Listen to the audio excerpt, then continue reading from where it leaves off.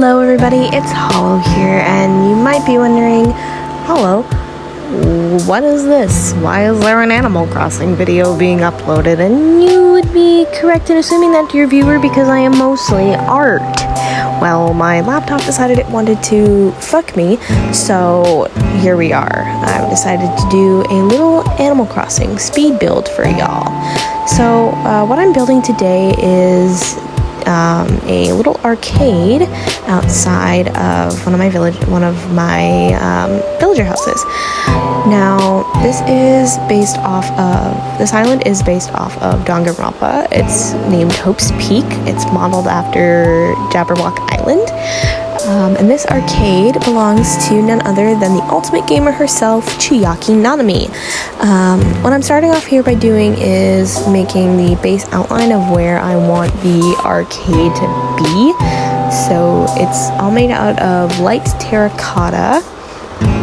And I'm sorry if this quality looks a little bit janky. I'm recording this on my phone, of my TV. I'm recording my TV on my phone, so it's a little bit janky, so I apologize profusely about that, and don't mind my fan going in the background because I am hot. It is hot in my room. So I'm doing everything on my phone here, so if the quality is a little bit janky, I apologize for that. So yeah, I'm just placing down the base of where I want the arcade to go. It's going to go all around her little house here. I made Chiaki an actual villager so that I can, upgrade the house and customize it and all that good stuff, which will come later. I'm just figuring out what fence I want to put around. I want to put around my house here, and I'll spare you the details of going to get all the materials and everything for it. So I decided on the spooky fence here. Here I am just crafting it a bunch of times. I ended up with, I think, 60 fences from this. And it was literally just enough. I maybe had 5 fences left over when all is said and done. I had to look through to see if there was anything else I could include right off the hop, and didn't really see anything, so I went back and I wanted to see what it would look like with the fence just on top of the grass, and I wasn't really liking it, so I did a little dirt path underneath the fence. It's kind of what I did with my resident services, where I put bricks around my flowers that surround resident services, and then put fences on top of them so that the flowers didn't grow out of control. It's kind of the same idea here, just with a dirt path, because I'm not going to be putting flowers on top of them. It's just going to be fence on top of it. I just didn't like the way it looked with it right on top of the grass. So anyway, I'm just doing a little bit of an outline here. I'm leaving a little space in front of the door, in the front of her house, so that I can leave the opening to get in and out. Just testing out where I want the path to go. Digging up some flowers I planted earlier, just to kind of make room. And then here we go with the fences. This is the spooky fence. Everything you see here I got from Treasure Islands or Nook Shopping, so don't be surprised if this randomly cuts, because I don't have something and I need to go back to a Treasure Island to obtain it.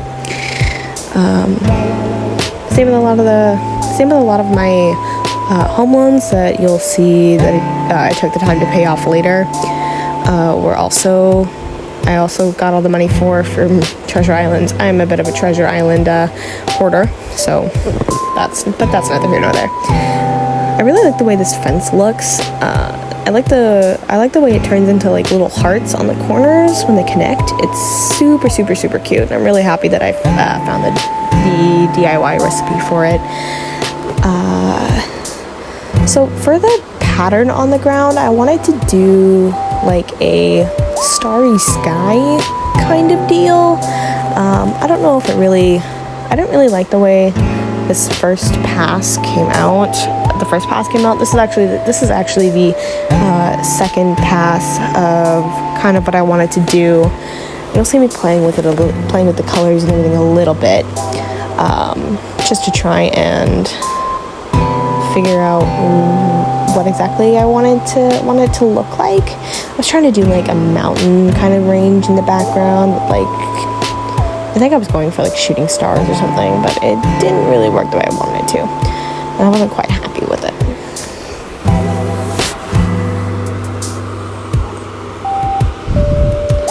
So yeah, I just kind of did like I just kind of moved my cursor all around and then tried to go in and back in and like clean it up, but it didn't really work the way I wanted it to. But I mean, it does look nice. I'll probably redo it later. It's just that my custom design skills have a lot to be desired.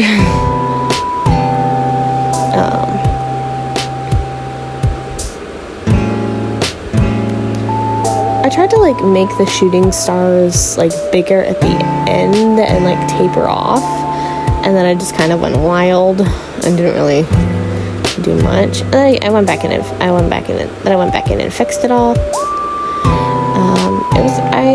I like the way that first like one off to the right looked, and then when I added the stars, it looked a little bit better.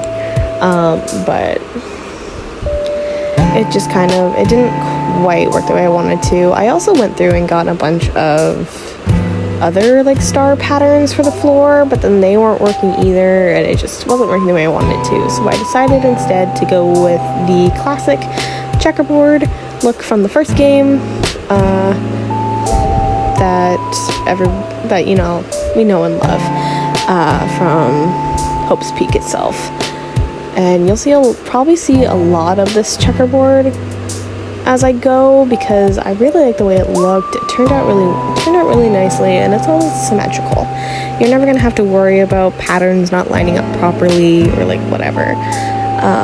And the one thing I did make sure to do with this is I made sure to leave one like hollow, like transparent spot, so that I could conform it to the terracotta tiles, because I'm the type of person that likes to see the texture of the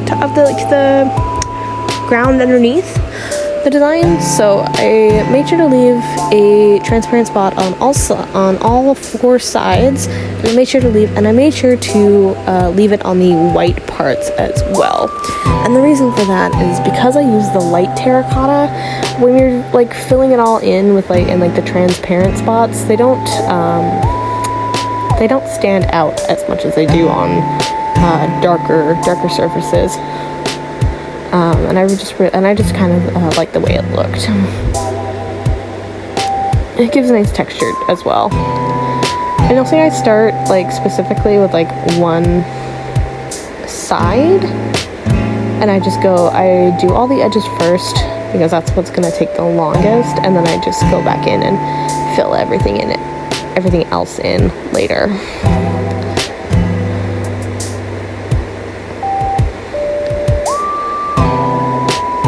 And I go back and speed this little bit up, but you never know.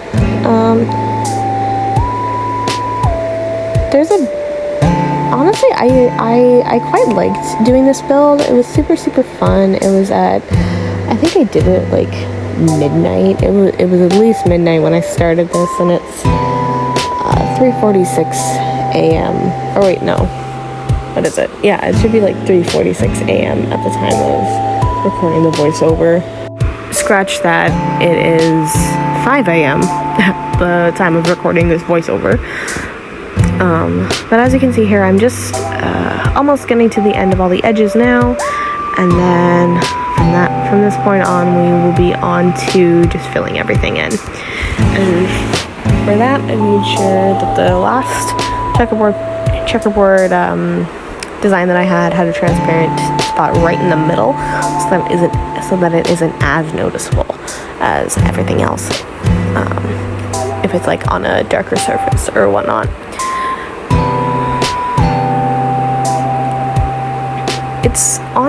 It's very satisfying just kind of placing down tiles. And I know you can't really see the texture of the terracotta underneath, but I know it's there, and that's what makes me happy. I know it's there, and it makes me happy. So, meh.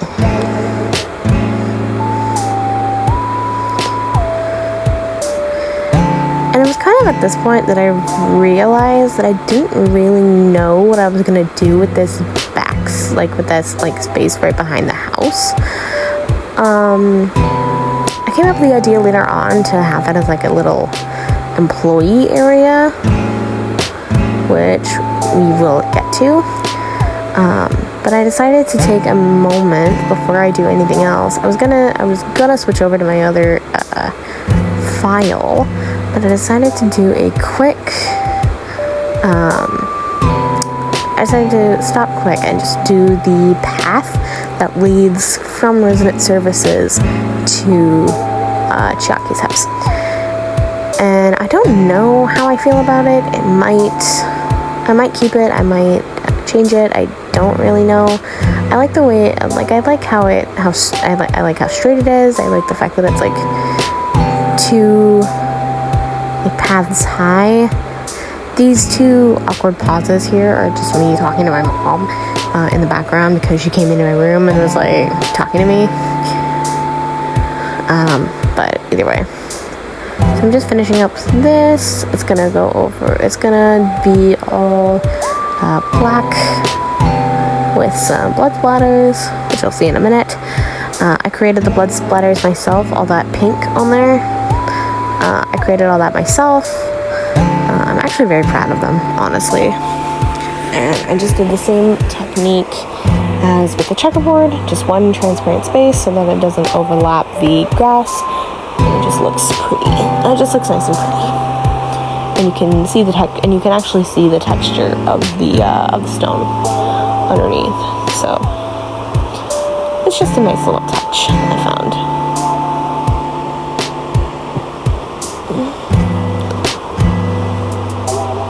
So once that's done, it's at this point that I realized that I wanted to,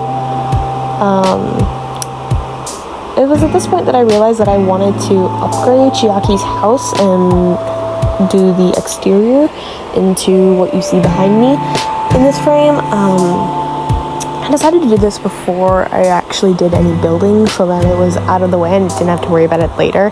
I won't bore you with the details. Essentially what it boiled down to is I would pay off the home loan, skip to the next day when the house is built, when the new addition is built, pay it off, skip ahead, rinse and repeat until finally I could customize the outside. And that's kind of what you see behind me. So now I've switched over to Chiaki herself, just because she is the one that has all the gaming little stuff that I really needed is in her storage. I thought the broken pillars would just add like a nice little touch, I don't know, but I liked them, and I liked how they operated. I've thought about putting the crane game in front for a second, but I do end up changing that later on. Here I'm just ordering stuff from the next stop that I could use.